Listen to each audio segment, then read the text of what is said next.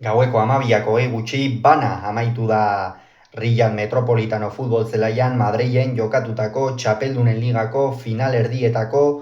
joaneko bigarren norgehiagoka Atletico Madrilek bat Arsenalek bat, gogora ezagun aurrekoan bi taldeek liga izan zutela, batetik Atletico Madrilek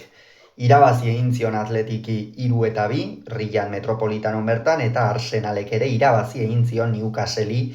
1-0 Emirates Stadiumen, beraz, bi taldeak dinamika onean iritsi dira, eta horiek horrela Txolo Simeonek eta Mikel Artetak honako 11 hauen aldeko apustua egin dute.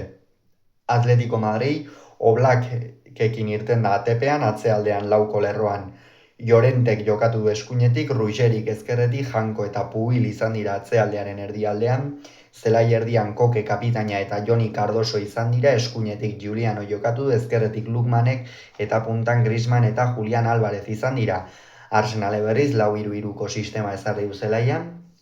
David Raya izan da atepean, atzealdean lauko lerroan Whitek jokatu du eskuinetik, Inkapiek ezkerretik, Magallanes eta Saliba izan dira atzealdearen erdialdean, Rice, Zubimendi eta Odegar kapitaina izan dira zelai erdian, eta goian Maduekek jokatu du eskuinetik, ezkerretik Martinelik eta puntan Gyökeres izan da epailea. Dani Makel izan da, Denis Hailer izan du laguntzaile barrean, eta polemikaren bat edo beste izan da norgehiagokan zehar, baina analisia aurrera joan ala aztertuko dugu hori ere. Beno, norgehiagoka hasieran Arsenal hobeto sartu dela, esan genezake hegaletatik jokalari hobeak dauzka Artetaren taldeak, Martinelli eta Madueke zituen gaurkoan esaterako, eta gainera zelai erditik aurrera oso ongi mugitzen diren jokalariak dira, Zubimendi, Rice eta Odegarrez, batez ere Declan Riceek naiz eta euskarria izan, sekulako gaitasuna dauka zelaiaren 3 laurdenetara iritsi eta bertatik jaurtiketak bilatzeko, eta Arsenalek hasiera horretan min egin dio Atletico Madrid, hala ere Atletico Madrid sendo ikusi dugu atzealdean, ez dugu akatse handiegirik egiten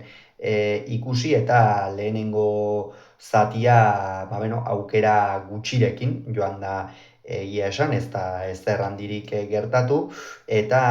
hori nik uste hala ere Arsenalentzat hobea zela, izan ere ez da bat ere erraza izango Atletico Madrilentzat Londresen kanporaketari buelta ematea, Londresko zelaia beti zelai gogorra, zelai zaila, zalek asko bultzatzen dute, eta gaurtzen eguna Atletico Madrilentzat errenta hori ateratzeko, eta 42. minutuan Hankok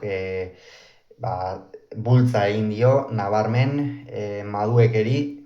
posizioa irabazi dionean, epaileak penaltia adierazi du, eta Gyökeresek ez du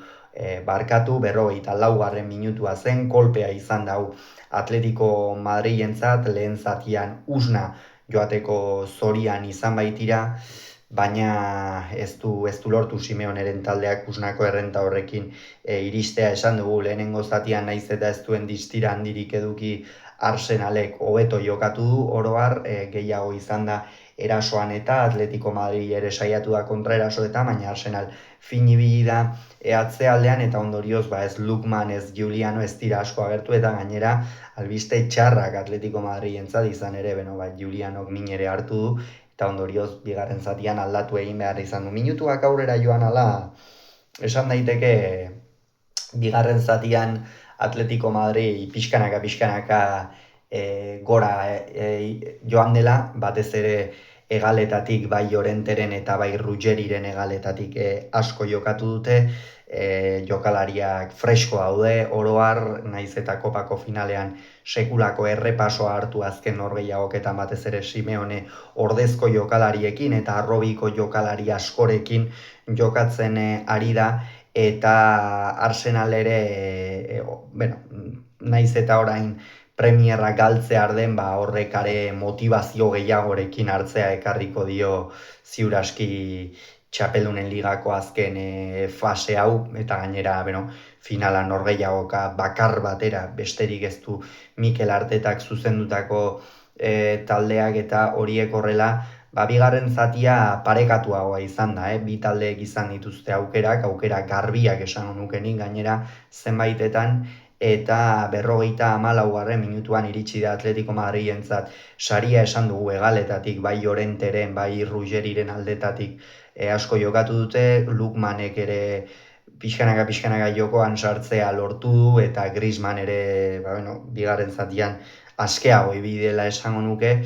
Horiek guztia kontuan izanik, Atletico Madrid penaltia atera du, Guaitek nabarmen ukitu du eskuarekin Llorentek jaurtitako baloia, jokaldi entxeatu baten ostean, eta Julianek haze indarrarekin eman dion baloiari, eta ondorioz banakoa ezarri du markagailuan, eta hortikan aurrera Arsenalentzat minutu kritikoak izan dira. Lehenengo zatian ez dituzte halako minutuak eduki, esango nuke asko zerosoago ibili direla, atzealdean ere egonkor zebiltzala, baina bigarren zatian Atletico Madrid gehiago estutu du, aurrera egin du, eta are gehiago Julian Alvarezek 56. Minutuan sartutako gol horren ondoren, eta 63. Minutuan zutoinera bota du, kruzeta esaten zaion horretara, langa eta zutoinaren artean geratzen den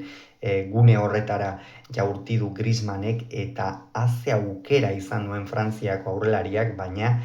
horre Arsenali beste bizitza bat eman diola esan daiteke. Hortikan aurrera Arsenalek ere izan ditu bere abaguneak, eta 77. Minutuan albiste txarrak iritsi dira Atletico Madrilentzat, izan ere Julian Alvarez norgehiagoka oso ona jokatzen ari zen Argentinako aurrelaria, aukerak izan ditu, gainera penaltia berak sartu du, bigarren zatian pixkanaka jokoan gehiago sartzeko beta ere izan du,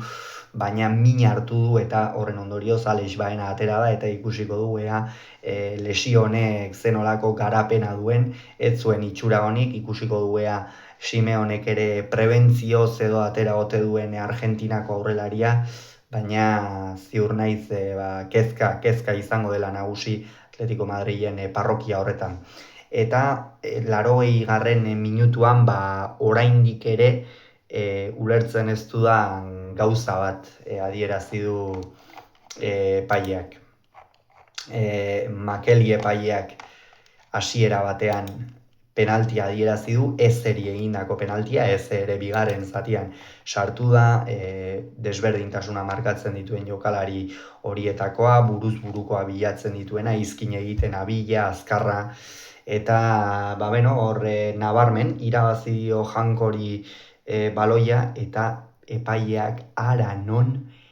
penaltia adierazi du, eta nik uste penalti garbia izan dela gainera, errepikapenean behin eta berriro ikusi dugu, nik behintzat personalki ez nuen pentsatu ere egiten zuzenduko ziotenik, baina denbora aurrera zioan pixkanaka, eta ara non bapatean begiratzera joan, eta ez du penaltirik adierazi, baina nabarmen zapaltzen dio. Ez da posible hori epaileak ez penaltia adierazi izana, beste bizitza bat eman dio hor Atletico Madrili, eta Makeli epaileak, eta benetan ez ziur naiz Arsenaleko jokalariak haserre bizian izango direla gune honetan oraindik ere, izan ere norgehiagokan erabakigarria izan zitekeen penaltia izan zitekeen, baina epaileak ez du adierazi, eta benetan oraindik ere sinestezina den zerbait izan da. Hala ere Arsenalek ez du amore eman, ez da Atletico Madrilek ere, baina ez dituzte aukera garbiak sortu, nik esango nuke gainera horren ondoren jada 86. Minututik aurrera Arsenalek berdinketa ontzat eman duela, ez ditu aukera askoz ere gehiago eduki, eta horre Rice egia da, kanpora bota duela, baina norgehiagoka bana amaitu da, azkenerako esan dugu bezala polemika horrekin, nire ustez behintzat ezeri egindako penaltia da, baina epaileak ez du adierazi, eta ondorioz dena irekita geratu da Londresen jokatuko den itzuliko norgehiagoka horretarako, teoria mailan Arsenal izango da favorito partida horretarako, baina Atletico Madrilek ere erakutsi du, doaiak badituela, Barcelona kanporatu du, talde indarsuak kanporatu ditu Simeoneren taldeak, eta konfiantzaz iritsiko dira Londresera. zer da torkie bi talde hauei Londreseko itzuliko norgehiagoka horren aurretik, batetik Atletico Madrilek Mestaian jokatu beharko du Valentziaren aurka lehen mailako 34. jardunaldiko norgehiagoka, eta Arsenalek berriz